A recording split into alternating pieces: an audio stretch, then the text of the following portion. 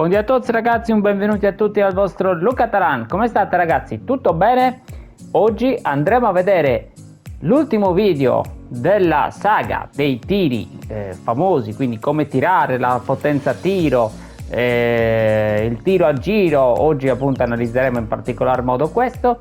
Perché? Perché ci sono dei piccoli segreti per, diciamo, aumentare la possibilità che questo tiro entri più o meno sempre, appunto. Quindi ho scoperto ci sono dei piccoli meccanismi che, se riusciamo a metabolizzarli e a farli nostri, ci possono aumentare la probabilità. Andiamo subito in campo. Prima di andare vi ricordo sempre dell'affiliazione di Amazon e di Gamivo. Sono due piattaforme dalla quale possiamo acquistare tutto ciò che vogliamo passando semplicemente al link che trovate in descrizione. Supporterete il canale, i prodotti chiaramente non costa nemmeno un centesimo di più, ma è semplicemente un modo per supportare il canale e io ne sarei molto grato. Inoltre trovate anche inizio video il codice sconto riservato appunto per chi lo farà e io ripeto ne sarei grato. Sarei ancora più grato ragazzi, vi dico la sincera verità, qualora voi decideste di abbonarvi al canale a un costo veramente irrisorio, però sblocchereste così tanti vantaggi per voi, alcuni contenuti in esclusiva che sono già usciti e tanti altri che devono ancora uscire, quindi ragazzi a un costo veramente irrisorio. Mi raccomando, ci conto per supportare la crescita di questo canale. Andiamo ragazzi subito in campo, in allenamento, e vediamo appunto di che cosa parliamo. Innanzitutto ragazzi io vi ho portato appunto su questa pagina prima di andare avanti con ulteriori, diciamo, spiegazioni, perché bisogna intanto partire dal principio. Il tiro a giro lo conosciamo tutti, è quel tiro famoso che fa la parabola, no? Che insomma esce da una parte per entrare appunto dall'altra e si fa premendo un particolare tasto, che è il tasto appunto del tiro a giro. Nel mio caso ad esempio è l'L1, io il tiro a giro lo faccio così, L1 chiaramente è il tasto del tiro. Che comandi ragazzi, che cosa oltre ai comandi bisogna tenere in considerazione? Bisogna tenere in considerazione il discorso chiaramente dell'abbinamento dei valori, cioè la finalizzazione ragazzi è molto importante che sia un buon valore e Neymar ne ha abbastanza, ma altrettanto chiaramente in questo caso importante è la voce tiro a giro. Perché? Perché chiaramente noi tirando con determinati giocatori possiamo avere praticamente un certo tipo di riscontro. Ovviamente se tiriamo con alcuni giocatori che hanno 50 di tiro a giro è ovvio che ragazzi ne avremo un altro, però ricordiamoci che per avere un buon tiro a giro ci deve essere anche una buona finalizzazione. Abbiamo già visto quanto caricare, le freccette, come direzionare appunto i tiri nella maniera corretta, e se vi foste persi vi ricordo che appunto qualche giorno fa li abbiamo pubblicati sul canale, quindi potete tranquillamente andare a rivedere. E quindi oggi ragazzi andremo a vedere questo appunto tiro a giro. Quello che appunto ragazzi vi volevo spiegare appunto è che ci sono diverse tipologie di diciamo tiro a giro. Innanzitutto ragazzi, da una posizione del genere diciamo che è la posizione ideale per un giocatore stile Messi o stile Neymar eseguire un buon tiro a giro. Perché? Perché chiaramente ragazzi li mettiamo sulle loro mattonelle preferite anche in campo reale, cioè quando Messi o quando Neymar o un Ronaldinho arrivano in quella zona di campo è ovvio che sono brividi per il portiere e per le difese avversarie. Cosa bisogna fare però di preciso ragazzi perché questo tiro avvenga, diciamo, ed entri con più probabilità? Innanzitutto è un discorso di freccette. Come potete notare io ragazzi la freccetta cerco di, se l'avete notata, cerco di tenerla verso l'esterno. Perché? Perché in questa maniera ragazzi il pallone praticamente prenderà un tiro ancora di più, quindi andandosi prima ad allargare e poi a rientrare. È ovvio ragazzi, avvicinandomi dentro l'area con un Messi è molto semplice, ma i tiri a giro ragazzi non dobbiamo farli fare a chiunque, ma ovviamente a quei giocatori che sappiamo benissimo possono far male alle difese, possono far gol. sono uscite ormai di recente tante versioni di Messi, tante di Neymar, di Digno e chi più ne ha più ne metta, che sono giocatori da questo punto di vista appunto straordinari per il discorso tiro a giro. È importante, ragazzi, anche il caricamento, quindi è per quello che poco fa vi ho detto andatevi a recuperare quel video, perché comunque è importante sì il discorso freccette, ma anche quanto caricare. Come potete notare, ragazzi, io carico praticamente, cerco di mettere, abbiamo detto, la freccetta nel mio caso, o se voi muovete con analogico, l'analogico, quindi il più possibile verso l'esterno, ok, e poi caricare, ragazzi, fino quasi a quanto la barra diventa fucsia. In questo caso non è come nei tiri normali che la barra diventa dal verde passa verso l'arancione, in questo caso, come potete notare, diventa da una sorta di celestino, va più sul fucsia viola, quindi va caricato fino a quando sta iniziando, diciamo, a cambiare colore la barra. Si possono eseguire questi tiri a giro chiaramente da lontano, si possono eseguire, sono quel modo per eseguirli anche se si è defilati, no? Come da questa posizione io posso tentare un tiro a giro che talvolta, anche se viene parato, comunque impensierisce il portiere, e quindi comunque abbiamo magari la possibilità di far gol tramite un rimpallo o tramite magari anche un autogol stesso.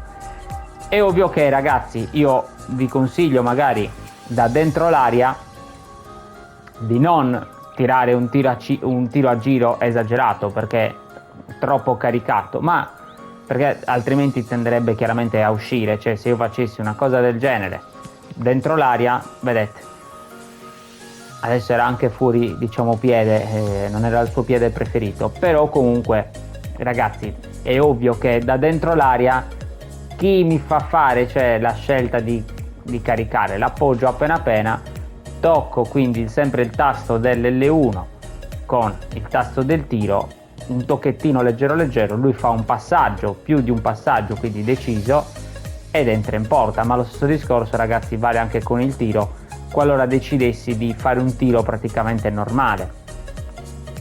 Un trucchetto, ragazzi, che ho invece capito giocando, perché non ho fatto, diciamo, una scuola, ma l'ho capito giocandoci, quindi con l'esperienza, è che, ragazzi, dopo che io praticamente ho fatto tutti questi vari movimenti col pallone, ok, quindi diciamo una sorta di possesso stretto avanzato dopo quindi che ho fatto tutti questi movimenti col pallone e poi libero il tiro, ragazzi, diventa molto più efficace, nel senso che il giocatore probabilmente si mette in un modo tale, si sposta la palla in un modo tale che poi diventi quasi praticamente imprendibile per chi c'è in porta in quel momento. Ve lo faccio rivedere, ragazzi. Il mio tasto che io premo è l'R2, scusatemi, l'R2, e adesso vi faccio vedere anche un attimino nei comandi a che cosa corrisponde. Eccolo qui, ragazzi, il mio R2 corrisponde ai comandi dribbling di precisione. Quindi in sostanza, ragazzi, io premendo quel tasto lì, come avete potuto notare, tengo la palla molto più, diciamo, ravvicinata al mio corpo, quindi una sorta di possesso stretto che tra l'altro è molto efficace anche in fase di dribbling, e riesco quindi a liberarmi, diciamo, lo spazio per un bel tiro a giro.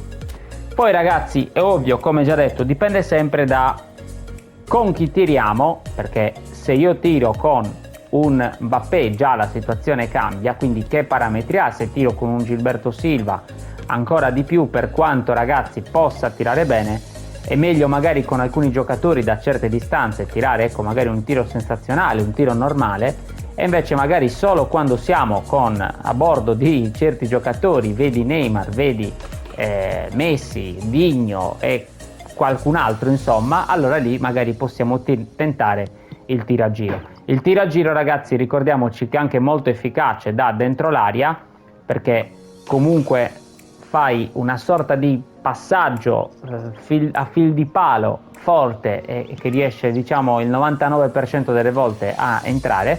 Oppure, ragazzi, può essere efficace anche dal limite dell'area con un Messi, un Neymar, che hanno comunque il loro piedino fatato. Importante ragazzi invece, perché queste cose chiaramente noi le sappiamo, ma anche gli avversari sanno tutte queste cose qui. È importante ragazzi invece che il nostro portiere di turno abbia allo stesso tempo un'ottima estensione. Perché? Perché l'estensione ragazzi è quel valore che appunto fa allungare notevolmente il portiere, che quindi da un palo lo fa arrivare praticamente in estensione quasi all'altro. Di conseguenza può aiutarci nel intercettare questa tipologia di tiri. Quindi quando andate a buildare i vostri portieri ragazzi, tenete sempre conto di questo valore, quindi non solo il comportamento da portiere e le altre statistiche che ci sono, però ragazzi tenete conto molto di questo, perché sono appunto, diventa fondamentale poi in questi casi, soprattutto quando magari contro abbiamo un Messi o un Neymar. Quindi ragazzi, in sostanza i tiri si possono eseguire in diverse maniere, abbiamo visto, si possono eseguire da dentro l'area, facendo quasi un tocchettino ravvicinato deciso, si possono eseguire